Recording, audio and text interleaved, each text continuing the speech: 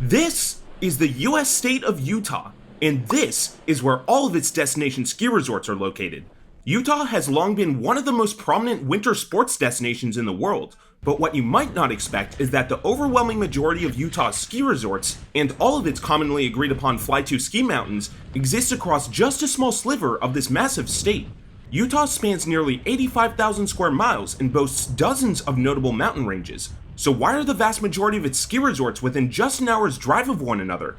In this video, we'll go through why Utah's ski resorts have developed across such a small portion of its land, and what this means when you're planning your next trip there.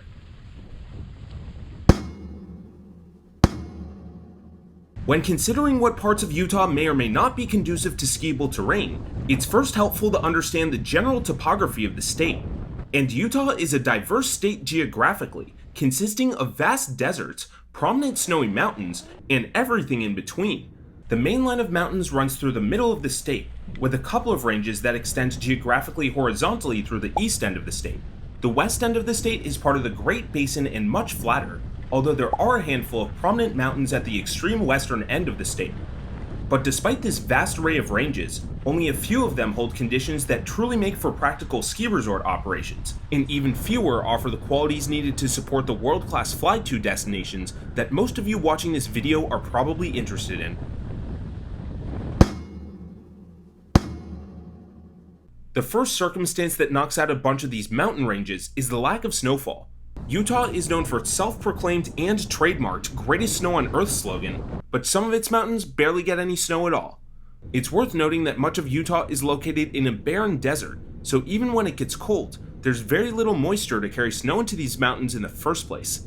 While it's rare that Utah's mountains see absolutely zero snowfall, accumulation can be really scant, and dust on rocks is nowhere near enough to form a skiable base. This situation knocks out the Raft River Mountains, Book Cliffs, and most of the plateaus in the state. Okay, so most of Utah's other mountains do reliably see snow throughout the winter, but even in some of the ranges where the accumulation sticks, it may just be at the tops of the mountains. As a result, the reliable snow line may just not be low enough to support a prominent enough skiable descent needed for a workable ski resort. And even if the snow line is low enough to allow for decently long runs, the mountain's prominence may start well below that snow line, making for difficult conditions to build a proper ski resort with a base and access road. If you've been to a major ski resort in New Zealand, you know what we're talking about. Finally, in some cases where a mountain may have both a suitable base and enough snow-capped vertical to technically support a ski resort, the snow totals may just not be high enough to compete with the serious destinations. Ranges that get the axe from this category include the Henry Mountains, Pavant Range, Deep Creek Range, LaSalle Mountains, and even the southern part of the Wasatch Range south of Sundance. It is worth noting that some of these ranges do have suitable backcountry terrain, but if you do decide to explore these areas, make sure to go with a familiar guide and bring proper avalanche equipment with you.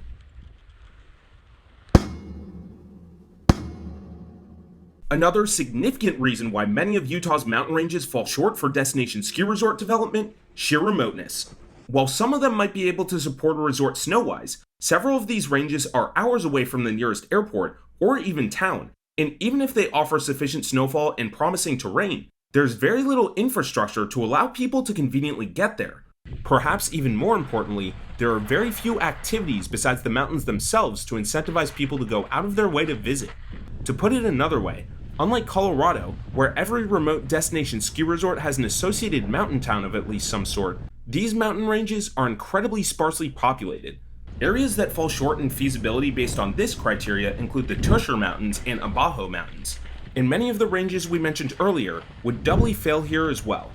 This all said, the Tusher Mountains do actually call home to one ski resort, Eagle Point, but it's small, does not extend up the entire mountain on which it's located, and has very little going on outside the slopes.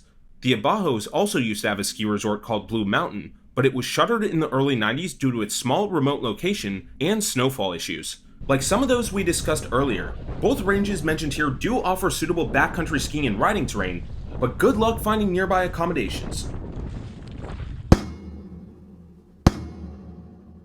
Approximately 12% of Utah's land is protected for wilderness and recreational use. This status provides for undisturbed preservation of these lands, and it also means there's pretty much no man-made development or industry allowed, including buildings, tree alterations, or even roads. Naturally, ski resorts are big no-nos in these protected areas. This situation basically rules out one mountain range west of Salt Lake City, the Stansbury Mountains. While only about a third of the Stansburys exist in a wilderness area, the mountains that do are home to the range's highest elevations and best snow, making the prospect of developing a ski resort there tough. A couple of other sections of snow-laden mountain ranges, including the Uintas, Wasatch Range, and Bear River Range, are also wilderness protected. Backcountry skiing is an option, but due to the lack of roads, access can be tough. If you're watching this video, you can probably agree that there's no better way to have fun during the winter than going on a ski trip. But let's be honest, there are very few things that will make you want to pull your hair out more than planning that trip. Enter Peak Rankings Trips. We can plan every aspect of your trip, whether it be in Utah or anywhere else in North America. To book a consultation, click the link in the description below. Now, back to the video. So now we've narrowed Utah's mountain ranges down to only a couple, and most of these offer solid snow totals, skiable peaks, and sufficient nearby civilization. But there's still a large chunk of mountainous terrain that does not make sense for serious ski destination development due to its topography. Places such as the Uinta Mountains, Bear River Range, and Markagunt Plateau may be prominent overall, but at least in the parts that aren't wilderness areas, they're quite rolly, with much more mellow overall terrain than one might desire from a lift-served ski hill. There are some notably tough fall lines in these ranges, but they're relatively short and compared with lots of flat sections, making them less than practical to construct truly viable destination ski resorts. It's worth noting that all three of these ranges do or have had ski areas at some point, but the three that remain, Beaver Mountain and Cherry Peak in the Bear River Range, and Bryan Head in the Markagunt Plateau, are pretty small, especially when it comes to vertical descent. The Uinta Mountains were once home to a small ski hill called Grizzly Ridge, but it closed due to low visitation twice, once in the late 60s and the second time around 1990. So this just leaves two ranges left in the state, the Oquirrh Mountains and the Wasatch Range. And if you aren't super familiar with Utah's local hills, we probably haven't even covered any resorts you've heard of yet. And of these two ranges, both of which border Salt Lake City, it turns out that the Oquirrhs are home to none of these resorts. The Oquirrhs are already less snowy and intense than their Wasatch neighbors, but the biggest factor weighing against resort development is arguably the range's extensive mining industry. Extraction and smelter operations take up a large percentage of the range, and while a small portion is still theoretically open for resort development, much of it won't be desirable due to the nearby industrial complexes. Plans did swirl to develop a ski resort within the range in the late 2000s, and the footprint would likely offer the snow, terrain, and available infrastructure to support it, but these plans never came to fruition, and the Oquirrhs remain backcountry accessible only to this day.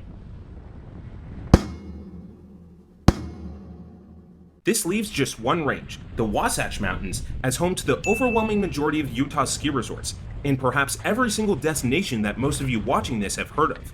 And on top of all of the circumstances we already mentioned, there's a huge geographical reason why Utah's destination ski resorts are all concentrated within a small part of this mountain range: the exceptional climate. The microregion's proximity to the Great Salt Lake significantly influences the snow patterns in this region, resulting in profound accumulation totals along the northern part of the Wasatch Range, precisely where the majority of ski resorts are situated. But since the Great Salt Lake is so salinated, this accumulation is supremely dry and light, making for almost unbelievably effortless powder skiing.